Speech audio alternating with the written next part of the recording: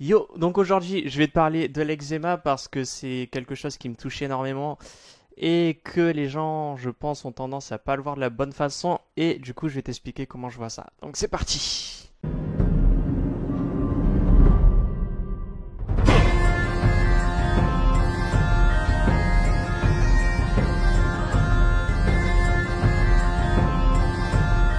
Il y a une période où j'avais de l'eczéma, je vais te mettre une photo ici, là, quelque part vers là. Euh, J'avais genre cet eczéma là sur genre 80% de mon corps et du coup ça me forçait à ne jamais sortir, à ne parce que du coup j'avais peur du jugement, du regard des autres, j'avais peur que l'eczéma s'empire, je pouvais plus marcher parce que bah, du coup j'avais de l'eczéma au niveau des jambes, au niveau du torse et tout, enfin je pouvais plus rien faire quasiment. Et ça c'était sur la phase où j'étais en mode un peu bah je déteste l'eczéma, c'est chiant comme maladie, pourquoi j'ai ça, pourquoi ça m'arrive. Et c'est là en fait que je trouve que l'erreur est souvent faite, c'est qu'on a tendance justement à haïr cet eczéma alors qu'il ne faudrait pas. C'est un peu comme si tu avais un enfant, tu vois, qu'il était malade, l'enfant, et que toi tu vas l'engueuler parce qu'il est malade, mais c'est pas de sa faute s'il est malade. Si tu le soignes en ayant de la haine envers lui, bah il va être encore plus démoralisé et justement il va être encore plus malade, il va avoir plus de mal à soigner quoi. Et je pense que c'est là que la connerie est faite, c'est qu'on a tendance vraiment à haïr nos maladies en général. Je parle pas forcément que de l'eczéma, on a tendance à haïr nos maladies. Et c'est là justement que ça part en vrille parce que du coup il y a du stress, ça empire les symptômes. Et voilà, moi j'étais sur cette phase-là forcément et je pense que tu l'es aussi, que tu es dans ce cas parce que l'eczéma c'est chiant, c'est gênant, faut dire ce qui est. Mais ce que les gens ne font pas en général, c'est qu'ils ne voient pas les points entre guillemets positifs et ce que ça a pu leur apporter. Moi, je vais te donner un exemple, c'est que je vais pas dire heureux, enfin quoi que si, je peux dire que je suis heureux d'avoir mon eczéma, mais je pense qu'il y a quand même la phase d'acceptation à voir avant, tu vois, d'accepter que tu as de l'eczéma, de comprendre que ton corps t'envoie un signal, que ton corps réagit à quelque chose, donc ça veut dire qu'il y a quelque chose qui ne va pas. Et s'il ne réagissait pas, ça voudrait dire que ton corps serait complètement parti en vrille parce qu'il aurait pu se détruire dans l'intérieur.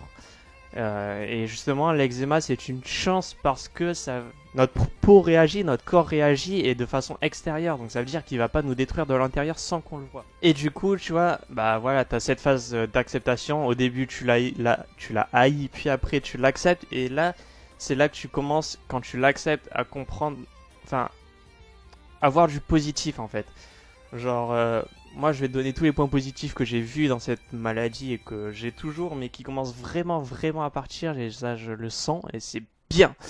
C'est que la première chose déjà, c'est au niveau social, c'est que j'ai fait des rencontres de fou dû à mon eczéma, pas parce que bah je leur parlais constamment de mon eczéma et tout, mais c'est juste qu'on essayait de s'entraider, qu'on essayait de comprendre d'où ça vient, qu'on essaye de se soigner quoi, et ça c'est cool, parce que du coup je fais des nouvelles rencontres. La deuxième chose, c'est que on a tendance, quand on a de l'eczéma et qu'on s'intéresse au naturel et qu'on soit plus en mode j'ai envie de se guérir, enfin j'ai envie de dégager cet eczéma, mais j'ai envie de comprendre d'où vient la cause, c'est que bah forcément tu commences à t'intéresser aux moyens plus naturels et t'évites de te bourrer de cortisone pour bah, t'empirer ton état et de prendre des antibiotiques et tout le bordel qu'on peut te donner. La cortisone peut être entre guillemets bien si tu fais cette étape-là. Donc l'étape de t'instruire un maximum, de comprendre un maximum de comment marche l'eczéma, d'où vient cet eczéma. Est-ce que c'est quelque chose qui vient d'ordre alimentaire, ce qui est je pense quand même le plus rare, ou est-ce que ça vient de ta petite tête? Et c'est là que la chose est formidable, c'est parce que là, justement, tu vas comprendre comment marche la physiologie humaine, comment marche ton cerveau, comment tu pourras être plus heureux. Et là, c'est une putain d'opportunité parce que ton message t'a envoyé ce message, enfin, ton corps t'a envoyé ce message-là. Et du coup, bah, tu vas être dans une optique de je veux être meilleur dans ma vie, je veux manger plus de fruits, plus de légumes, je veux être plus heureux, je veux être moins stressé, je veux avoir un meilleur taf. Et c'est là que ça va être super parce que du coup, sans cet eczéma, j'aurais sûrement jamais eu ce déclic-là. Enfin, si, mais au bout de très longtemps, je pense. Et du coup, bah, vu que tu vas guérir, tu vas comprendre certaines blessures que tu aurais pu avoir dans ton enfance ou quoi, ou moi en particulier, mon eczéma vient du sentiment d'abandon, donc c'est quelque chose qui m'a suivi toute ma vie. je l'ai jamais vu en face en fait, j'ai jamais vu ça comme un abandon, alors qu'au final j'ai été abandonné toute ma vie. Et depuis que j'ai compris ça, j'ai commencé à mettre en place des choses sur les blessures d'abandon, et mon eczéma, bah il commence réellement à partir, et ça c'est vraiment cool. Et ça veut dire que du coup, bah, je vais enfin pouvoir vivre beaucoup plus heureux, que je vais vivre beaucoup mieux parce que du coup, je vais guérir cette blessure, donc du coup, je vais être beaucoup moins timide. Enfin, et c'est déjà le cas, je suis beaucoup moins timide, j'ai plus confiance en moi, j'ai plein de projets en tête, voilà. Donc, tu vois que l'eczéma a des putains de bienfaits en soi. Ton corps t'envoie un message négatif, entre guillemets, pour te faire comprendre qu'il y a quelque chose qui va pas. Et en contrepartie de ce truc qui va être dérangeant ou gênant, bah ça va t'apporter plein de bienfaits si tu sais où regarder. Donc voilà, je pense que je t'ai tout dit sur l'eczéma, je t'ai partagé ma façon de voir les choses au niveau de l'eczéma, vois de façon pas forcément positive, mais essaie de voir ce que ça t'apporte. Ne sois pas heureux forcément d'avoir de l'eczéma, mais regarde ce que ça t'a apporté dans ta vie, ce que ton corps veut dire, ce que ça pourrait t'apporter.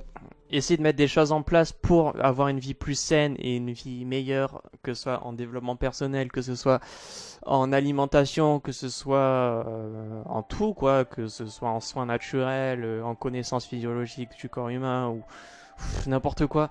Mais en place tout ça et tu verras que ton eczéma va guérir tout seul au bout d'un moment parce que tu vas vraiment guérir la cause et tu vas arrêter de te bourrer de crèmes qui vont te pourrir la peau. Et ça, c'est une bonne chose. Donc du coup, si tu as des questions sur l'eczéma parce que je suis vraiment parti de loin et que là, bah, j'ai vraiment quasiment plus rien, tu vois, c'est là où j'en ai vraiment le plus maintenant. Et c'est vraiment minime comparé à ce que j'avais avant.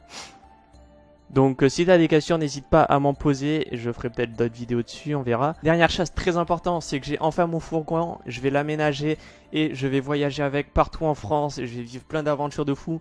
Donc c'est officialisé, c'était un de mes projets que je te disais pas parce que j'étais pas sûr que ça se concrétiserait, mais là j'en suis sûr.